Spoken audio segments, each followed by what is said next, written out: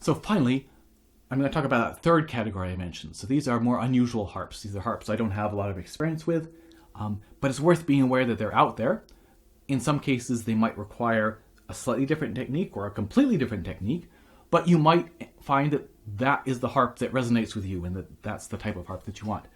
So anyway, I don't really have any advice in terms of buying them and what to look for, but they're kind of interesting. I mentioned them. So there's things like the double strung or chromatic harp, where you've got two sets of strings, and one are like the black keys in the piano, one are the white keys, and by stringing them like this, the right hand has access to both sets of strings, and the left hand has access to both sets of strings.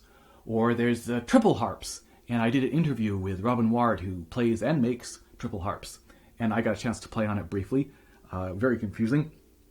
It would definitely take a little bit of time to get accustomed to it. You got 3 sets of strings, so the outside sets of strings are the white keys, and the middle set of strings are the black keys, the accidentals. So you reach through and play them.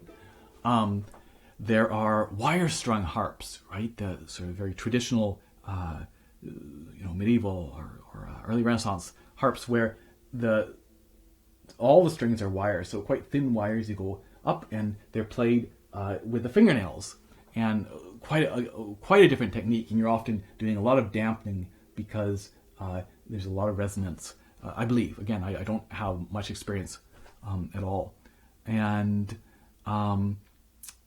there are, of course, electric harps where the technique is pretty much the same.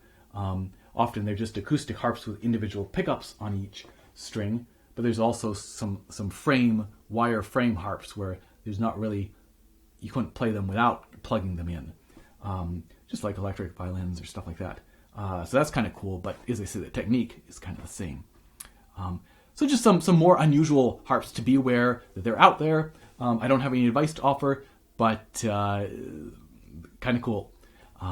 So that's it for this episode, and I hope you've enjoyed it. I hope you've found some of this useful, and I will see you again next week as we continue a look at my fantasy on Greensleeves. Cheers.